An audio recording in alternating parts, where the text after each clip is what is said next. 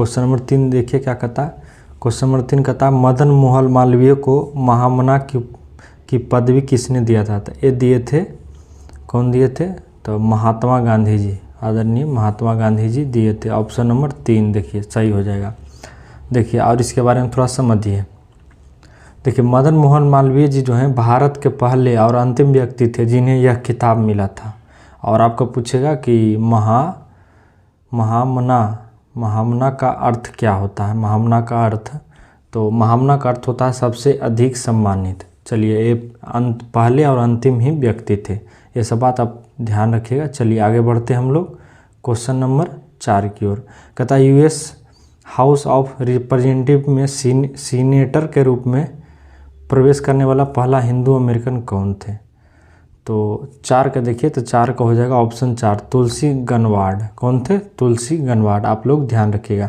यह 3 जनवरी 2013 को अमेरिका के प्रतिनिधि सभा के नए सदस्य के रूप में शपथ लिए थे और इतिहास रचा था। आप ध्यान रखिएगा। चलिए फैक्ट समझते जाएंगे हम लोग। क्वेश्चन नंबर 5 कहते हैं, थोड़ा सा तेज़ी में देखते हैं, नहीं आज एक ही वीडियो में देखना है, फिर भी हम आपको अच्छा समझाते हुए बढ़ेंगे। कहता सही मिलान कीजिए। देखिए मांसल आहार, प्रोटीन, कैल्शियम।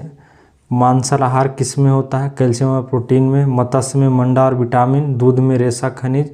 अंडा पीतक में प्रोटीन और वसा। तो पूरा सही कौन है? देखिए अंडा पीतक में जो है प्रोटीन और वसा दोनों पाया जाता है, ये बात का ध्यान रखिएगा। और देखिए अंडा के भोजन के रूप में हम जर्दी से क्या मिलता है? अंडा का जो जर्दी रहता है उसमें विटामिन खनिज का प्रमुख स्रोत होता है, भी बात ध्यान रखिएगा। तो इसका ऑप्शन 4 सही हो जाएगा। आगे देखते हैं क्वेश्चन 6 का था भारत छोड़ो आंदोलन के समय वायसराय कौन थे? तो उस समय थे लिनिथगो जी। कौन थे? लॉर्ड लिनिथगो। और देखिए भारत छोड़ो आंदोलन कब स्टार्ट हुआ था? तो 9 अगस्त 1942 को। तो हम लोग सब फैक्ट देखते चलेंगे। चलिए कौन स्टार्ट किए थे? गांधी जी ने। आह्वान पर पूरा देश में एकदम मतलब कि व्यापक तौर पर चला था। और देखिए ये जो लिनिथगो है इसका कार्यकाल कब तक रहा था? तो 1936 से 1943 तक, ये भी फैक्ट दिखेगा। लिनिथगो का कार्यकाल इतना दिन रहा था। आगे देखते हैं। कहता इनमें से किस भारतीय नवजागरण का जनक माना जाता है? तो आपको पता होगा कि राजा राम मोहन राय जी थे। नवजागरण जो पिछला जो कृति है उसको छोड़कर आगे बढ़ना, मतलब कि उसी को बोला जाता है नवजागरण। चलिए आगे देखते हैं 7। देखिए 7 का हो जाएगा 4 राजा राम मोहन राय जी। कौन थे? राजा राम मोहन राय जी। इनका पूछेगा जन्म कहाँ हुआ था? तो 1772 में हुआ था इनका जन्म। कब हुआ था पूछेगा? कहाँ हुआ था? तो बंगाल में। बंगाल स्टेट जो है, पश्चिम बंगाल जिसको हम लोग बोलते हैं, वहाँ पे हुआ था इनका जन्म। और 1828 में इसने ब्राह्मण समाज की स्थापना किया था। यह एक धर्म सुधारक भी थे। आप लोग ये भी ध्यान रखिएगा। आगे देखते हैं 8 कहता है भारत सरकार अधिनियम 1935 को दास्ता का नया घोषणा पत्र किसने कहा था? 8 का देखिए, तो 8 का हो जाएगा 3 पंडित जवाहरलाल नेहरू ने कहा था। कौन कहा था? पंडित जवाहरलाल नेहरू ने। थोड़ा सा बढ़िया समझिए। देखिए 1936 के भारतीय राष्ट्रीय कांग्रेस के फैजपुर अधिवेशन में कांग्रेस के अध्यक्ष जवाहरलाल नेहरू थे। वह भारत शासन अधिनियम 1935 की आलोचना करते हुए इसे दास्ता का घोषणा पत्र कहा था। आप ये ध्यान रखिएगा। चलिए आगे बढ़ते हैं। 9 काजू की फसल पर एंडोसल्फान के छिड़काव के फलस्वरूप महाविपदा के स्तर पर प्रदूषण हो गया था। कहाँ पे? ये केरल में हुआ था। एक केमिकल छीटा गया था, ध्यान रखिएगा, इसके कारण हुआ था। और कब छीटा गया था? 1950 में कीटनाशक। और इसका जो मतलब बहुत सारा जो फल सब्जी है इस पर भी छीटा गया था। कम से कम आपको बताते हैं 70 प्रकार के फलों पर, सब्जियों पर छीटा गया था। लेकिन इसमें क्या हुआ कि आदमी का दिमाग मतलब कि ब्रेन जो है ख़राब होने लगा, जिसके कारण ये दवा प्रतिबंधित है। अब इसको आप नहीं छिड़क सकते हैं। चलिए 10 देखते हैं। फंक्शनल प्रायोजिक राजस्व संबंधित है। देखिए ये जो है इकोनॉमिक्स का क्वेश्चन है, तो इसका 4 हो जाएगा। अब्बा पीर लर्नर कौन थे? अब्बा पीर लर्नर। और इनका सिद्धांत भी दिए थे। कौन? अब्बा पीर लर्नर जी। ध्यान रखिएगा इसका। चलिए 11 देखते हैं। कहता 1923 में स्वराज पार्टी बनाने के लिए मोतीलाल नेहरू के साथ कांग्रेस का नेता कौन थे? तो एक थे चित्तरंजन दास जी। कौन थे? चित्तरंजन दास जी। ये भी आप ध्यान रखिएगा। चलिए चित्तरंजन दास जी के साथ एक और थे एनी बेसेंट। ये भी ध्यान रखिएगा, एनी बेसेंट। चलिए आगे बढ़ते हैं। 12 कहता भारत के संविधान में निम्न में से किन्हें मौलिक कर्तव्य माना गया है? मौलिक कर्तव्य, फंडामेंटल ड्यूटीज। देखिए आप जितना भी देख रहे हैं इनमें से सभी को माना गया है। क्या क्या चीज़ दिया है ये भी देखिए पहले। देखिए भारत नागरिकों को वैज्ञानिक सोच, मानवता और जिज्ञासा और सुधार की प्रेरणा विकसित करना, ये भी सही है। माता पिता या अभिभावक को 6 से 14 वर्ष के बच्चों को, देख लीजिए 6 से 14 बच्चों को शिक्षा के लिए अवसर प्रदान करना, ये भी सही है। भारत नागरिक को देश की समृद्ध संस्कृति विरासत को महत्व को समझना और इसका संरक्षण करना, ये भी सही है। देख लीजिए इसमें टोटल सही हो जाएगा, तो 12 का हो जाएगा 1, 2, 3 सब सही है। चलिए 12 देख लिए हम लोग। और एक कब किस अनुच्छेद में पूछेगा लिखा गया है, तो ये कॉमन ए में है। किस में? ये कॉमन ए में। तो आप भी ध्यान रखिए। अभी टोटल 11 गो है मौलिक कर्तव्य, पहले 10 ही था, लेकिन 46वां संविधान संशोधन 2002 में जो शिक्षा, ये जो माता पिता अभिभावक को 6 से 14 वर्ष के बच्चों के लिए शिक्षा का अवसर प्रदान करना भी जोड़ा गया था, तो 11 हो गया है। चलिए 12 हो गया हम लोग का। 13 देखते हैं हम लोग। तो क्वेश्चन नंबर 13 कहता केंद्रीय मंत्रिमंडल में मंत्रिमंडल सदस्य का पद निम्न से किसको मिलता है? ये जो मिलता है योजना आयोग के उपाध्यक्ष। इसका अध्यक्ष कौन है योजना आयोग के? तो जो होता है प्रधानमंत्री, जो अभी नरेंद्र दामोदर दास मोदी जी हैं। तो देखिए ये जो योजना आयोग के उपाध्यक्ष होते हैं, ये केंद्रीय मंत्रिमंडल के पद के बराबर, मतलब कि इनका जो मान्यता रहता है, एक तरह से समझिए इनका योग्यता, आप ऐसे समझिए इनका योग्यता जो है केंद्रीय मंत्रिमंडल के योग्यता के बराबर होता है, इसलिए इनका सदस्य बनने के लिए एलिजिबल होते हैं। ये भी आप ध्यान रखिएगा। चलिए तो क्वेश्चन नंबर 13 हम लोग का हो गया है, और क्वेश्चन नंबर हम लोग 14 देखते हैं। चलिए आगे देखते हैं हम लोग क्वेश्चन नंबर 14। यदि आपको इसके बारे में और समझना है तो और अच्छा समझा देते हैं। देखिए योजना आयोग के जो उपाध्यक्ष हैं, इनका रैंक कैबिनेट मंत्री के बराबर होता है, ऐसे समझ लीजिए, आप समझ गए होंगे। कैबिनेट मंत्री जो होता है उनके पद के बराबर होता है। अब वर्तमान में कौन है पूछेगा आपको, तो वर्तमान में मोटेग सी अलबुलिया हैं, आप ये भी ध्यान रखिएगा। चलिए वो मतलब कि योजना आयोग के उपाध्यक्ष हैं, आपको ये बता दिए। चलिए 14 देखते हैं। आंग सान सू कहाँ की निवासी थी? तो ये जो है म्यांमार, जिसको बर्मा भी पहला कहा जाता है, वहाँ के एक लोकतांत्रिक नेता थे। तो देखिए फिलहाल तो वहाँ पे सैन्य तंत्र है, चूँकि उनको पकड़ के जेल में बंद कर दिया है। वो एक लोकतंत्र के समर्थक थे, नेता है, लीडीज है, आप एक ध्यान रखिएगा 14 का। और एक कहाँ देखिए इनका जन्म हुआ था 19 जून को, 19 जून कब? 1945 को, ये भी आप ध्यान रखिएगा। आंग सान सू म्यांमार की नेता है। 15 कहता है हरिको का दाम जल से अधिक होता है, क्यों होता है भाई? 15 का पूछ रहा है क्वेश्चन में, तो इसका ऑप्शन हो जाएगा 2। क्रेताओं के लिए उनकी मांग सीमांत उपयोग जल से अधिक होता है। तो ये सब देखिए इकोनॉमिक्स का है, इसका आप लोग याद रखिए। जो याद करने वाला है उसको हम क्या सोल्यूशन कराएं, आप याद ही रखिए। 16 कहता निम्नलिखित भूमि प्रयोगों में से कौन सा विशेष आर्थिक क्षेत्रों तक सीमित है? चलिए 16 का बताइए। तो 16 का हो जाएगा 2 मुक्त व्यापार। देखिए निम्नलिखित भू प्रयोगों में से कौन सा विशेष आर्थिक, ये जो लाइन है विशेष आर्थिक क्षेत्र, इसके अंतर्गत और भी बहुत चीज़ है, जैसे मुक्त क्षेत्र हो गया, औद्योगिक पार्क, औद्योगिक क्षेत्र, ETC, बहुत सारा चीज़ आता है। यहाँ पे ऑप्शन में दिया है मुक्त व्यापार केंद्र, तो ये सही हो जाएगा। 17 देखते कहता ब्राज़ील धारा के पूर्व की ओर चलने को कहते हैं, पूर्व की ओर चलता है उसको क्या कहते हैं? ब्राज़ील धारा को। तो 17 का हो जाएगा 1। दक्षिण अटलांटिक अफवाह कहते हैं। आप लोग ये सब देखिए याद रखिएगा, धारा पढ़िएगा, ज्योग्राफी का क्वेश्चन है ये सब। आप लोग कमेंट करिएगा तो आपको ज्योग्राफी भी अच्छा से लाएंगे सीरीज, और आपको डिटेल में समझाएंगे। आपको ये सब याद नहीं करने पड़ेगा, आपको हम मैप से समझा देंगे यदि आप कमेंट करते हैं तब। कहता 18 में कहता है कि बुद्ध के प्रथम प्रवचन को कहा जाता है, जो प्रथम दिए थे उनको क्या कहा जाता है? तो 18 के देखिए 2 हो जाएगा धम्मचक्र पवन सुतत, या इनको एक और नाम से भी जाना जाता है धर्मचक्र परिवर्तन भी, ये भी ध्यान रखिएगा। चलिए आगे देखते हैं हम लोग 19 कहता है टोडा कहाँ पाए जाते हैं? टोडा, तो टोडा जो है तमिलनाडु में। कहाँ पाए जाते हैं? तमिलनाडु में, ये बात ध्यान रखिएगा टोडा। और देखिए टोडा में तमिलनाडु क्या है, तो एक पृथक नीलगिरी पठार पर रहने वाले एक छोटे देहाती समुदाय हैं, ये ध्यान रखिएगा। चलिए आगे देखते हैं 20 का। कहता बन अस्ट्रो रिवोल्यूशन लिखा था, ये मतलब बुक कौन लिखा था, बन अस्ट्रो रिवोल्यूशन। तो लिखे थे मेस नोबू फुकुओका। अब थोड़ा सा नाम उटपटांग है, देखिए।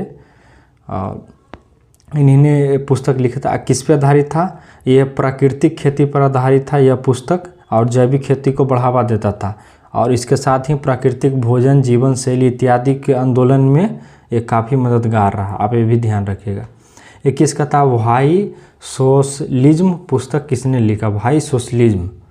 तो इस लिखे थे जयप्रकाश नारायण जी। कौन लिखे थे, जयप्रकाश नारायण जी। एक स्वतंत्रता सेनानी थे, आप ध्यान रखिएगा।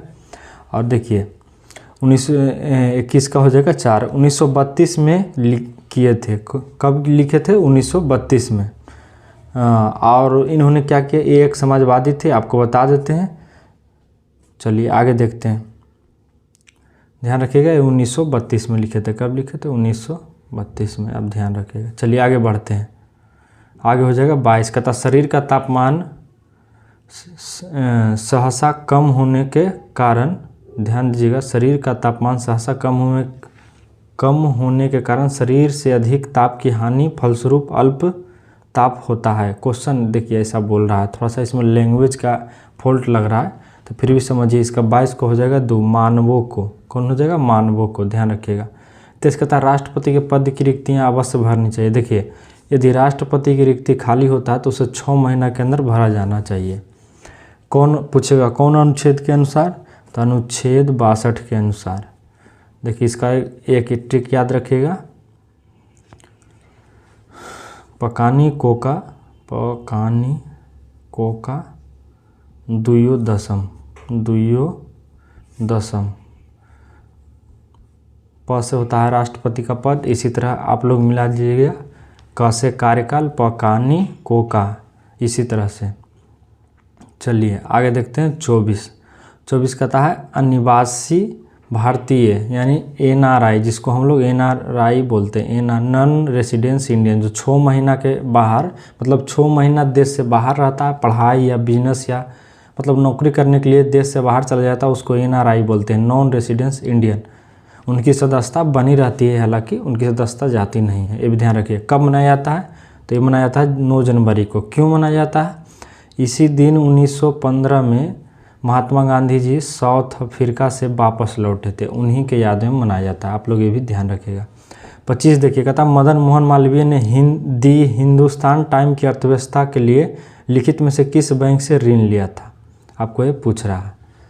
तो देखिए इसका ये लिए थे 25 का, देख लीजिए 25 का हो जाएगा एक पंजाब नेशनल बैंक से। इनका काफ़ी अच्छा संपर्क था, इसलिए लोन आसानी से मिल गया था। 26 देखते हैं, कहता निम्नलिखित में से कौन सी स्थानिक जाति है।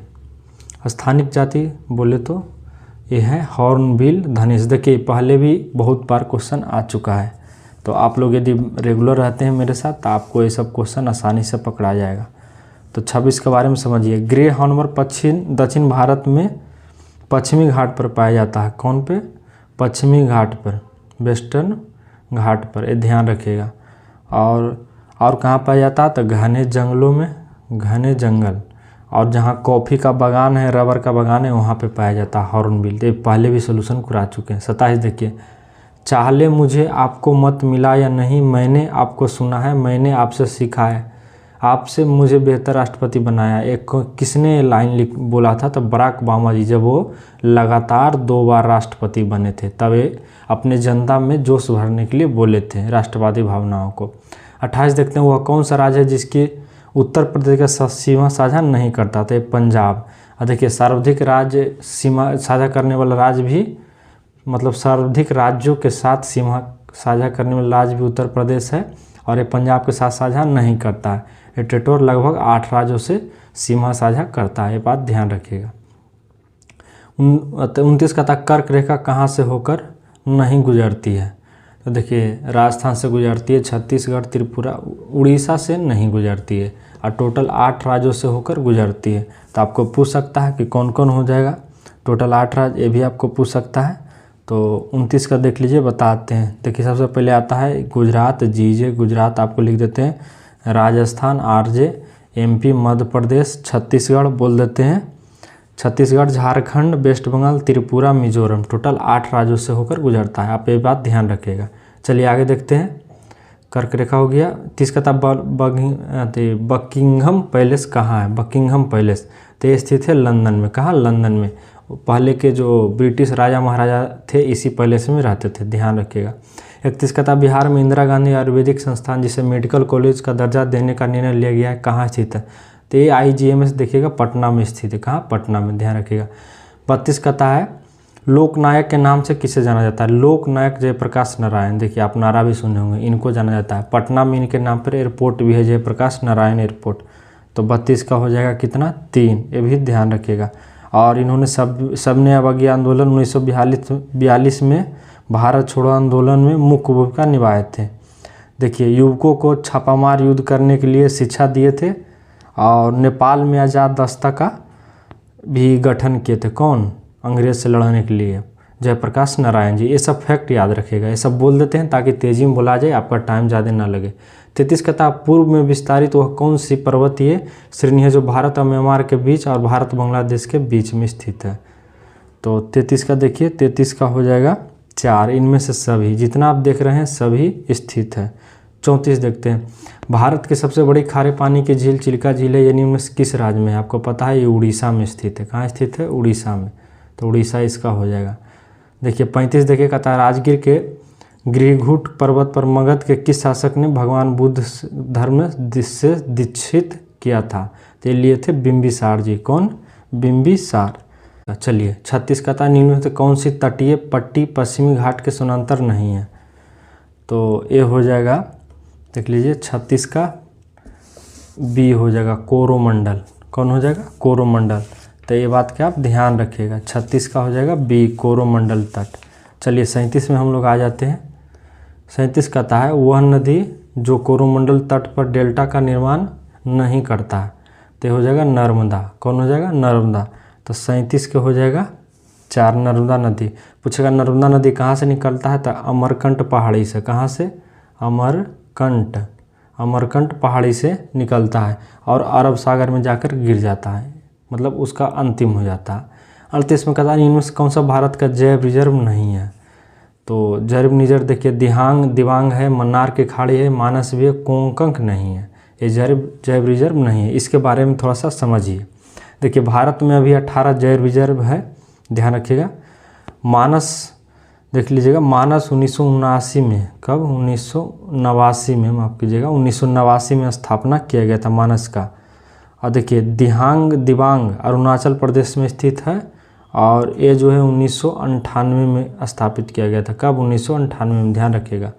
और एक और है, देख लीजिए मन्नार की खाड़ी, तो आपको पता है तमिलनाडु में है, इसका भी 1989 में स्थापित किया गया था। ये सब फैक्ट याद रखिएगा। 39 कहता है औरंगजेब के पौत्र शाहजादा अजीम ने किस नगर के नवनिर्माण पर 1 करोड़ रुपये खर्च किए? इसे द्वितीय दिल्ली बनाने का प्रयास भी किया था। तो पटना को किया था। किसको? पटना को। तो आपको पूछेगा इसका साक्ष्य कहाँ से मिलता है? तो इसका जो उल्लेख है ईरानी यात्री मुल्ला बहवानी ने किया था। कौन किया था? मुल्ला भवानी में, ध्यान रखिएगा। 40 का था हड़प्पा सभ्यता किस नदी के किनारे स्थित है? तो यह है रावी नदी। कौन? रावी नदी। ये भी बात ध्यान रखिएगा। पूछेगा सिंधु सभ्यता का कार्यकाल मतलब कब से कब तक माना जाता है इसका?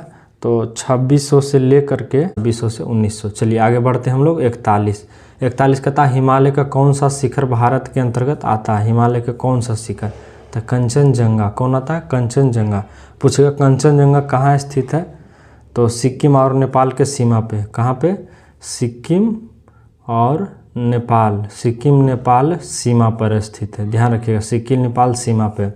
पूछेगा इसका चोटी का सबसे ऊंचा चोटी कौन है? तो कंचनजंगा का। तो 8,598 मीटर है सबसे ऊंचा चोटी इसका, 8,598 मीटर, ध्यान रखिएगा। चलिए हम लोग 42 देखते हैं। 42 का था किसने संपत्ति निष्कासन के सिद्धांत के वकालत की थी? संपत्ति निष्कासन। तो 42 देख लीजिए, 42 का हो जाएगा 2, दादा भाई नौरोजी। कौन थे? दादा भाई नौरोजी। देखिए यह अपनी पुस्तक poverty and the rule of Indian द्वारा संपत्ति निष्कासन का सिद्धांत दिए थे, ध्यान रखिएगा। 43 में कहता है बिहार में बहुचर्चित गंगा जल, देखिए पहला भी बहुत पहले सेट में 2-3 बार आ चुका। तो आप यदि जुड़े रहिएगा मेरे साथ तो यही फायदा होने वाला। बिहार में बहुचर्चित गंगा जल की घटना कब हुई है? तो 43 का एक हो जाएगा 1980 में। कहाँ हुई है? भागलपुर में। कहाँ? भागलपुर में। क्यों हुई है? वहाँ पे कैदियों लगभग 13-14 कैदी, या नहीं 20 से 30 कैदी, लगभग 30 से 40 के आसपास कैदियों को आंख फोड़कर उसमें तेजाब डाल दिया गया था। उसी को कहते हैं हम लोग गंगा जल की घटना।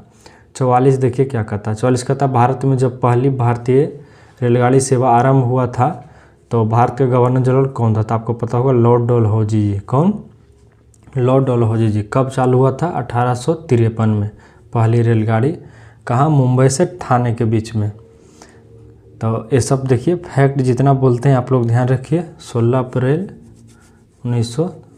1853 को, माफ़ कीजिएगा 1853 को।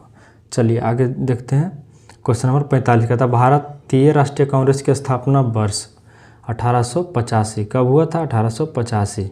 कौन किए थे? एओ हुम किए थे। अब पहला अध्यक्ष, इस अध्यक्षा कौन किए थे? भूमिश चंद्र बनर्जी। नंबर 46 का था एम.के. गांधी के राजनीतिक गुरु कौन थे? 46 देखिए। तो एम.के. गांधी के राजनीतिक गुरु थे गोपाल कृष्ण गोखले जी। कौन थे? गोपाल कृष्ण गोखले जी। तो 46 का हो जाएगा 3, आप लोग ध्यान रखिएगा। और इन्होंने क्या स्थापित किए थे? सर्वेंट ऑफ इंडिया सोसाइटी, ये भी ध्यान रखिएगा। कौन? गोपाल कृष्ण गोखले जी। तो चलिए 47 देखते हैं। बिहार में कहाँ डीजल रेल इंजन कारखाना का निर्माण स्थापित होगा? तो ये होगा मढ़ौरा में, जो छपरा में सारण जिला में स्थित है। 48 कहता है बेस सिख गुरु जिन्होंने 1699 में आनंदपुरम साहिब में खालसा की स्थापना की, तो ये थे गुरु गोविंद जी, सिखों के अंतिम और 10वें गुरु। इनका जन्म पटना के पटना साहिब में हुआ था, ये भी आप ध्यान रखिएगा। 49 कहता है तराइन की प्रथम लड़ाई किनके मध्य लड़ी गई थी? तो ये लड़ी गई थी पृथ्वीराज चौहान और मोहम्मद गौरी के बीच में। पूछेगा कब लड़ी गई थी? 49 में, तो 1191 में, ध्यान रखिएगा। चलिए आगे देखते हैं 50। कौन सा प्राचीन भारतीय ग्रंथ दार्शनिक ग्रंथ माना जाता है? तो ये जो है उपनिषद को। किसको? उपनिषद को। तो 50 के हो जाएगा 3, ध्यान रखिएगा। चलिए साइंस भी देख लेते हैं हम लोग। 51 कहता है स्पाइरोगाइर निम्नलिखित शैवालों में से किसका एक उदाहरण है? तो ये जो है हरा शैवाल का उदाहरण है। किसका? हरा का। 51 का देखिए, इसका थोड़ा डिटेल समझिए। यह एक कोशिकीय हरे शैवाल है। कौन? कोशिकीय हरे शैवाल, जो लंबे तंतुरूपी कॉलोनियों में उगते हैं। यह दुनिया भर में मीठे पानी के वातावरण में पाए जाते हैं। यह लैंगिक तथा अलैंगिक दोनों प्रजनन करते हैं, ये भी आप ध्यान रखिएगा। तो इसका थोड़ा सा फैक्ट बता दिए। 52 कहता है निमग्न वस्तुओं का पता लगाने के लिए, यानी जल में डूबी वस्तुओं का पता लगाने के लिए प्रयुक्त किए जाने वाले उपकरण कौन है? तो ये जो है सोनार, ये पहले भी डिस्कशन करा चुके हैं, ध्यान रखिएगा।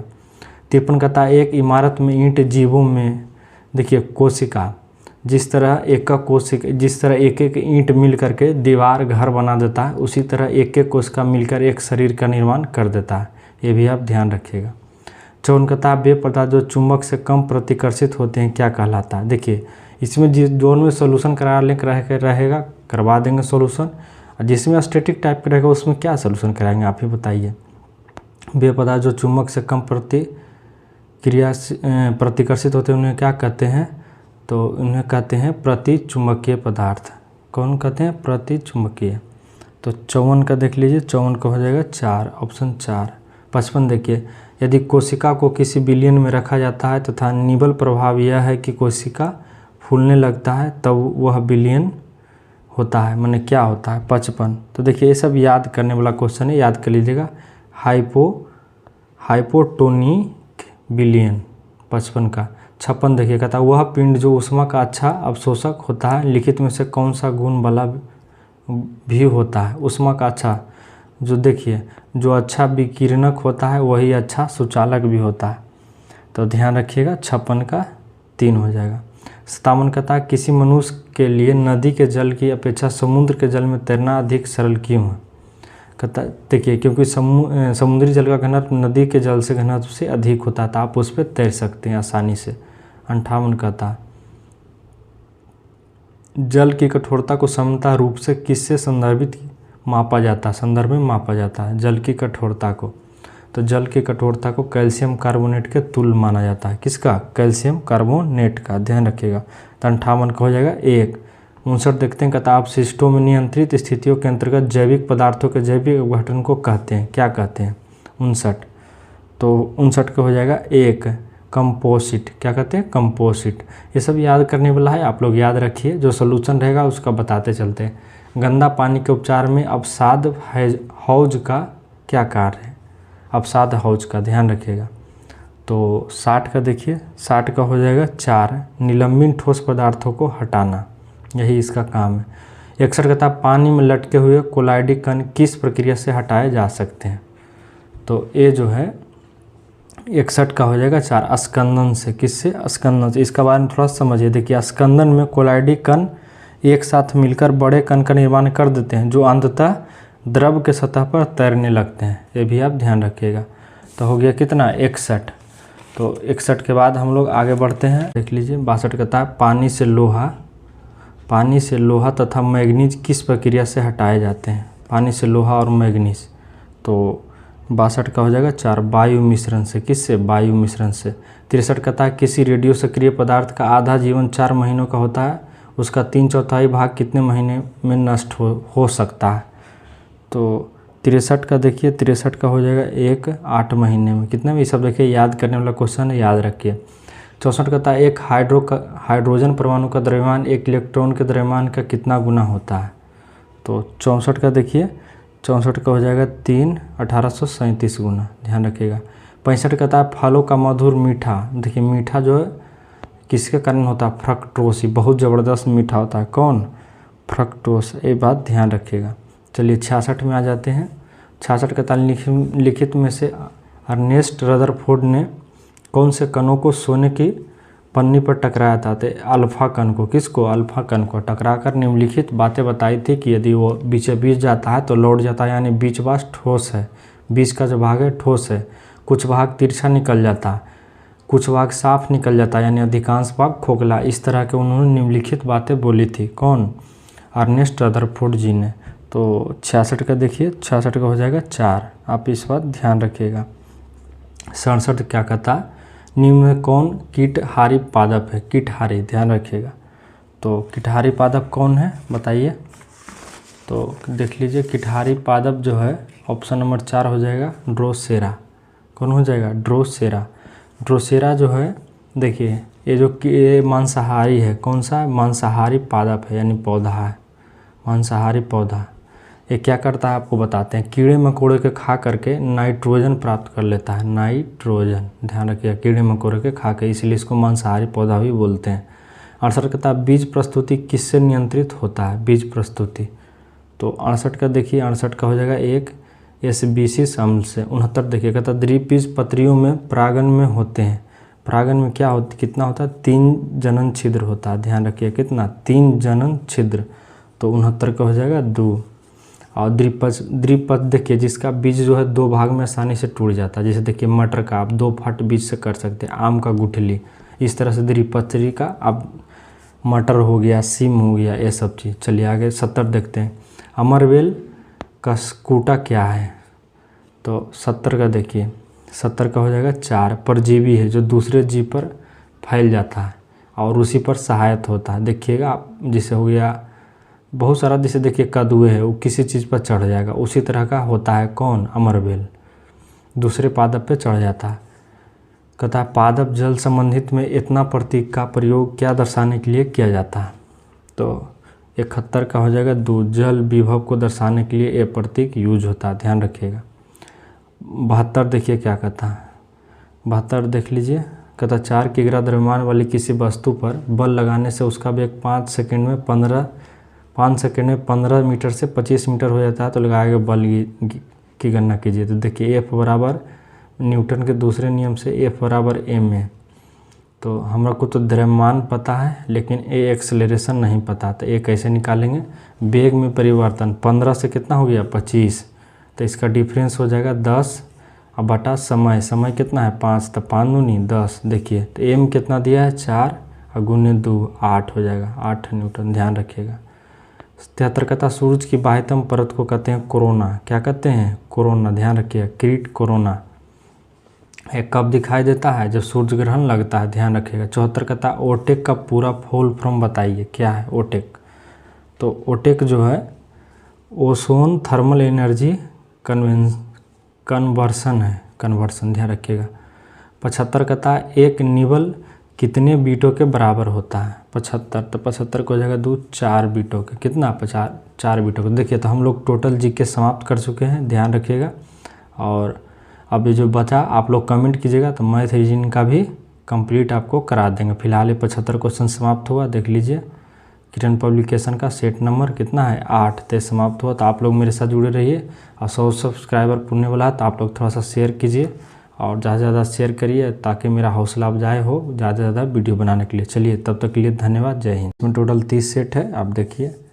और हम जो है आज सेट नंबर 8 देखेंगे, और इसको एक ही वीडियो में समाप्त करेंगे। पहले था कि पार्ट 2 में ला रहे थे, लेकिन अब एक एक पार्ट में ही समाप्त करते हैं। चलिए, आप लोग के कोई भी क्वेरी हो तो उसके लिए आप कमेंट करिए वीडियो में। और देखिए एडुटेरिया का भी चल रहा है सेट, बिहार एसआई का। तो आपको जो भी तैयारी करते हैं आप जुड़ सकते हैं मेरे साथ। चलिए, और आपको पीडीएफ चाहिए तो टेलीग्राम चैनल ज्वाइन कर लीजिए, लिंक डिस्क्रिप्शन में मिल जाएगा। चलिए फिलहाल हम लोग आज सेट नंबर 8 देखते हैं किरण पब्लिकेशन का। चलिए, कहता है बाराबती किला किस राज्य में स्थित है? तो देखिए ये जो है उड़ीसा में स्थित है। कहाँ स्थित है? उड़ीसा में। तो देखिए इसके बारे में थोड़ा सा समझिए। यह किला 13वीं शताब्दी में बनाया गया था। कौन बनाया था? तो पूर्वी गंग वंश के शासक ने, ध्यान रखिएगा, पूर्वी गंग वंश के शासक ने बनवाया था। यह महानदी के तट पर स्थित है, ये भी ध्यान रखिएगा। और इसे अंग्रेज़ों ने 1803 में कब्जा कर लिया था, और इसे जो भी कैदी को पकड़ता था अंग्रेज, उसको इसी में बंद करता था, आप ये भी ध्यान रखिएगा। चलिए हम लोग क्वेश्चन नंबर 2 की ओर बढ़ते हैं। कहता निम्नलिखित में से कौन राजनीतिज्ञ नहीं थे? तो इसमें देखिए NH बहुगुना हो जाएगा, 2 का हो जाएगा, 2 माफ कीजिएगा, 2 का हो जाएगा SS बहुगुना। कौन हो जाएगा? SS सुंदरलाल बहुगुना। ये कौन थे? चिपको आंदोलन से संबंधित थे, ध्यान रखिएगा। पर्यावरणविद थे। ये पेड़ जब काटता था तो ये पेड़ में चिपक जाते थे और पेड़ काटने का विरोध करते थे, आप ये भी ध्यान रखिएगा। चलिए आगे देखते हैं हम लोग, क्वेश्चन नंबर 3 की ओर बढ़ते हैं।